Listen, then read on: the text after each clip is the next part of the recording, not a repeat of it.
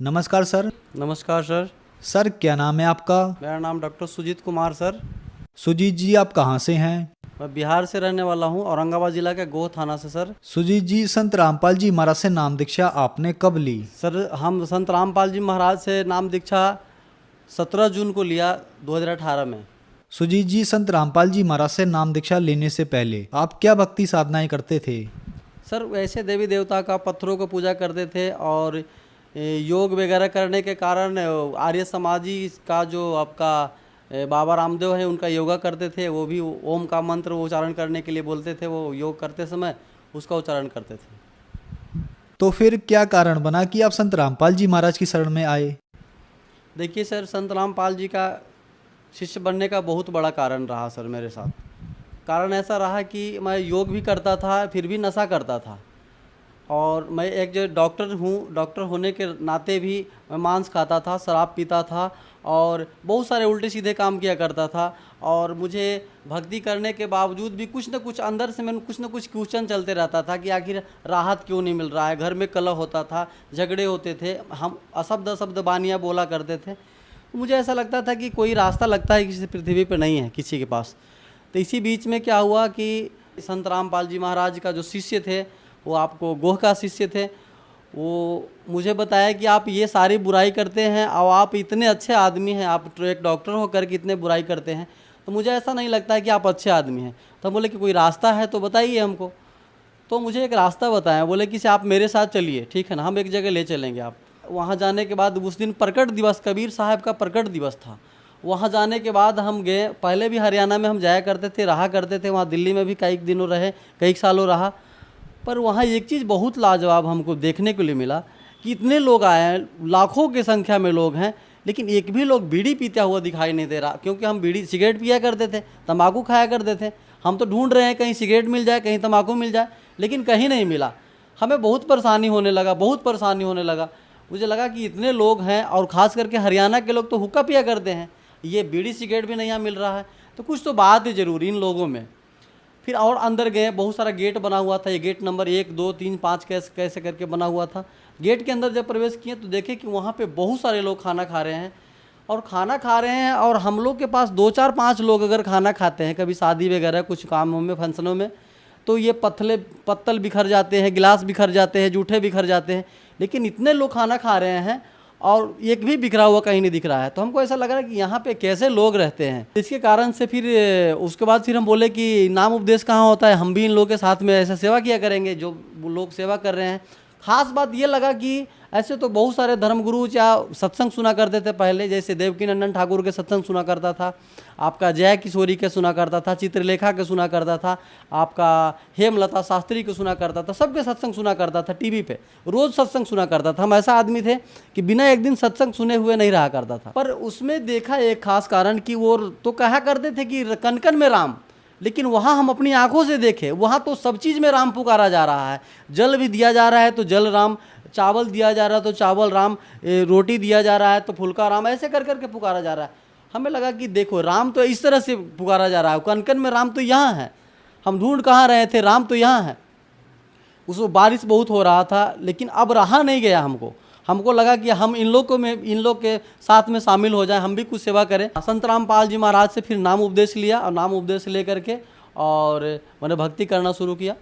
सुजीत जी संत रामपाल जी महाराज से नाम दीक्षा लेने के बाद आपको क्या लाभ मिले?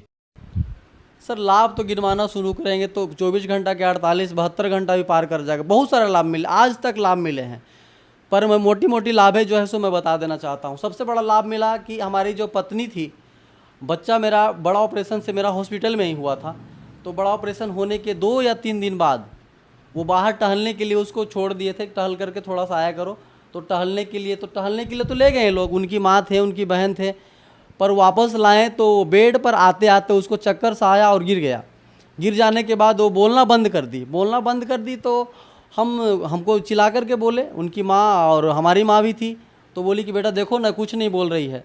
तो हम सोचे कि देख लेते हैं, तो देखे तो बीपी वगैरह सब डाउन हो गया, बिल्कुल जीरो हो गया, पल्स वगैरह नहीं मिल रहा है, ठीक है ना, आँखें की पुतली भी बंद हो गई।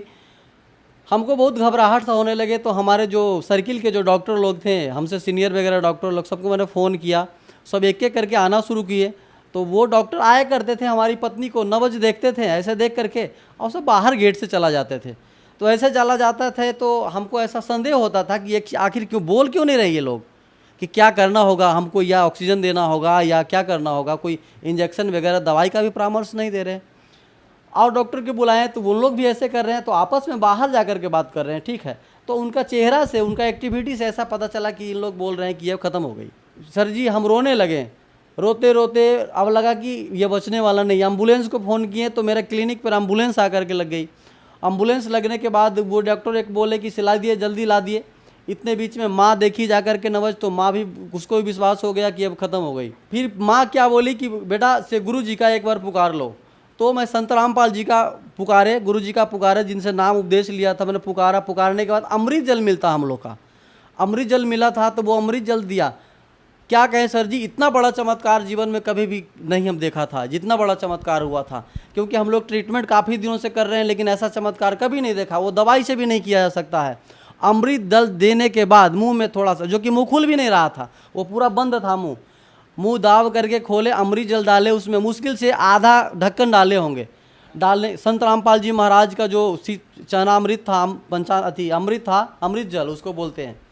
वो डालने के बाद क्या कहें सर जी, मतलब 1 मिनट भी नहीं हुआ ना, अब आंखें खोल दी और खोलने के बाद वो पूछने लगी कि इतना भीड़ क्यों लगा हुआ है, ठीक है। इतना बड़ा चमत्कार मेरे साथ हुआ भगत जी, सर जी, संत रामपाल जी महाराज की बदौलत। अगर संत रामपाल जी महाराज नहीं होते, उनके हम शरण में नहीं होते, तो आज हमारी पत्नी वो नहीं जीवित होती। और दूसरा लाभ मुझे मिला कि हमें बीमारी क्या था, हम इतना हेल्दी दिख रहे हैं ना, आज स्वस्थ जैसे है, पूरे स्वस्थ हैं। कई बार मैंने ब्लड डोनेट किया, पहले रक्तदान किया करते, खूब किए मैंने। लेकिन उससे पहले जब संत रामपाल जी के शरण में नहीं थे ना, उसके पहले क्या कहूँ, रक्त देना तो दूर की बात है, चक्कर आना और पीढ़ी चढ़ना, पैर हाथ खींचना, और मुझे हमेशा ब्लड की कमी रहा करता था। मेरे सर में दर्द रहता था, चिड़चिड़ा रहता था, थोड़ा सा भी कुछ बोल दिया तो उल्टा सीधा बोल दिया करते थे, एकदम पतले पतले सा रहते थे, मतलब बीमार जैसा दिखते थे। लेकिन जब से परमात्मा की शरण में, संत रामपाल जी महाराज के शरण में आया, तब से वो सारी बुराई छूट गई। और वो मैंने जो भी दाल रोटी खाना शुरू किया, सदा सदा आज मैं पहले से ज़्यादा स्वस्थ हूँ। और मेरा बीमारी जो था, उस सर में दर्द था, थोड़ा सा किताब वगैरह पढ़ता था तो वो मेरा सर में दर्द हो जाता था। तो इसका ट्रीटमेंट के लिए मैंने दिल्ली राम मनोहर लोहिया हॉस्पिटल भी गया। वहाँ मेरा एक फूफा जी हैं, वहाँ डॉक्टर हैं, वो बोले कि बेटा यहाँ पे आ जाओ।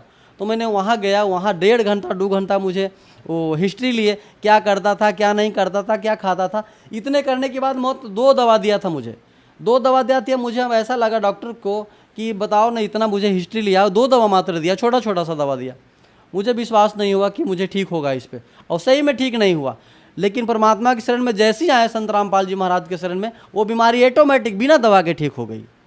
और तीसरा लाभ मुझे हुआ, एक बच्चा जो मेरा है, उस समय जो बड़ा ऑपरेशन से हुआ था जब मैं हमारी पत्नी को, तो बच्चा का लगभग 1.5 साल उम्र हो रहा था, वो चल नहीं पाता था। और डॉक्टर बोला था, ऐसे डॉक्टर संदीप कुमार गया में दिखाए थे, तो वो बोला था कि इसको प्लास्टर करेंगे। पैर तो टेढ़ा सा थोड़ा रहा करता था। एक और डॉक्टर के दिखाएं, न्यूरोलॉजिकल डॉक्टर से, तो वो बोले कि इसका ब्रेन से कहीं नस चपा हुआ है, फोलिक एसिड की कमी से इसको राइट ब्रेन जो है ना, उसमें प्रॉब्लम है। तो ये चलेगा पर बहुत दिन लगेगा, ठीक है, और पूरा चलेगा भी नहीं। तो ऐसे फिर मैंने क्या किया कि कुछ दवा वगैरह, आयुर्वेदिक दवा इधर उधर से लिया, कुछ अपने तरीक़ा से दवा दिया उसको, ठीक है, लेकिन फिर भी वो पूरा राहत नहीं हुआ, वो चल नहीं पाता था। चलने के बाद फिर क्या हुआ कि मैं अरदास लगाया परमात्मा से अरदास संत रामपाल जी महाराज से लगाया। लगाने के बाद क्या हुआ, कुछ ही दिनों को बाद देखे कि वो बच्चा मेरा खड़ा होने लगा और वो पैर पे भार देना भी लगा। आज बिल्कुल बच्चा उछलता, आज मेरे पास बच्चा आया हुआ है भगत जी, सर जी।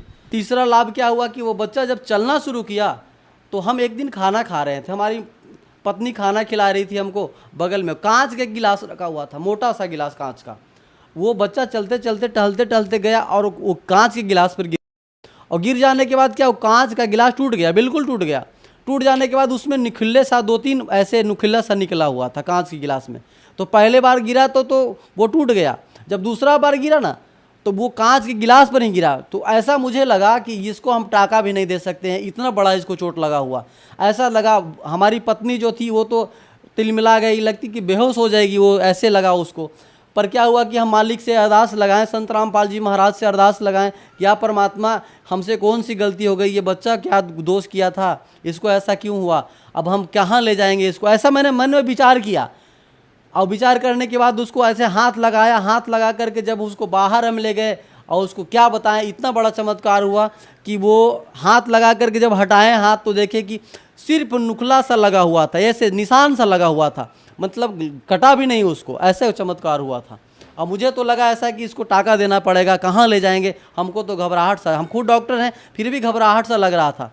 लेकिन देखिए परमात्मा का लीला संत रामपाल जी महाराज का कि कुछ नहीं हुआ उसको, बच्चा को आज बच्चा का निशान भी नहीं है। पहले जब संत रामपाल जी महाराज के शरण में नहीं थे, उसके पहले हमारी बहुत आर्थिक स्थिति खराब थी, यहाँ तक कि स्थिति ऐसा खराब था कि हमें रहने के लिए और खाने के लिए कभी कभी सोचा करते थे, अच्छे अच्छे चीज़ खाने के लिए तरासा करते थे। मेरे पास उतना आर्थिक स्थिति ठीक नहीं था। पिताजी भी थे, वो भी नशा वगैरह करते थे। हालांकि परमात्मा की शरण में, वो भी संत रामपाल जी के महाराज के शरण में आ गए और वो भी ठीक हैं, अभी नशा वगैरह नहीं करते हैं। पहले नशा बहुत किया करते थे, ये नशा करते थे, पिताजी नशा किया करते थे, हम भी नशा किया करते थे। नशा में वो गंजा पिया करते थे, शराब पिया करते थे, तंबाकू खाया करते थे, हम भी शराब पिया करते थे। हम तो चरस, अफीम, कोकिंग, ड्रग्स सब लिया किया करते थे, क्योंकि टाउन में रहा करते थे ना, यहाँ पे बहुत सारे सर्किल के लोग थे ना, वो सब नशा, बड़ा बड़ा नशा किया करते थे। इसके कारण से आर्थिक स्थिति ऐसा बिगड़ा हुआ था, मेरा शरीर भी बर्बाद हो रहा था, आर्थिक स्थिति बिगड़ा हुआ था कि मेरे पास साइकिल भी नहीं था चलने के लिए। ऐसा होता था, कभी टेम्पू में, ऑटो में जाया करते थे, ज़रूरत पड़ता था तो। लेकिन संत रामपाल जी महाराज के शरण में आने के बाद सबसे पहले तो इतना बड़ा वो नशा, जितने भी सारे चीज़ें थे वो सब तो दूर हो गए, और दूर होने के कारण धीरे धीरे मेरा सेहत भी ठीक हो गया। और आज के डेट में परमात्मा की दया से, संत रामपाल जी महाराज की दया से आज मेरा एक क्लिनिक नहीं, दो क्लिनिक है।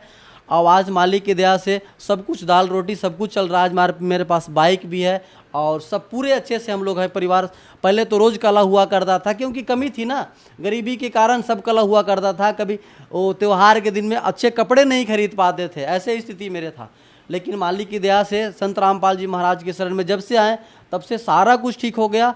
और कर्ज महाजन भी बहुत सारा लिया हुआ था, वो सब ऑटोमेटिक धीरे धीरे कमते आज लगभग कम ही गया है, ना के बराबर।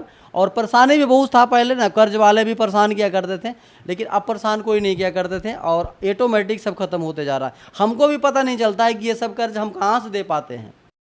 सुजीत जी, आप एक डॉक्टर हैं, जिस बीमारी को मेडिकल साइंस ये बता देता है कि अब ये ठीक नहीं हो सकती, और संत रामपाल जी महाराज की शरण में जाने के बाद वो बीमारी ठीक हो जाती है, तो ये कैसे संभव हो पा रहा है?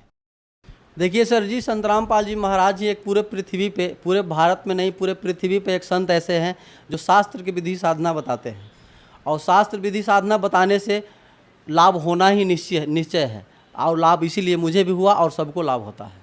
और शास्त्र विधि छोड़ करके जो मनमाना आचरण करता है, गीता जी में भी बताया है, तो उसका लाभ नहीं होता है। इसलिए शास्त्र विधि साधना करने से लाभ होता है, इसलिए लाभ मुझे भी हुआ और सबको लाभ होता है। इसलिए शास्त्र विधि साधना करने से कैंसर या कैंसर की बाप जैसा बीमारी भी हो वो भी ठीक हो जाता है, संत रामपाल जी महाराज की दया से। सर, जो दर्शक आज आपको टीवी पर देख रहे हैं और वो भी आपकी तरह संत रामपाल जी महाराज से नाम दीक्षा लेना चाहते हैं, तो कैसे ले सकते हैं?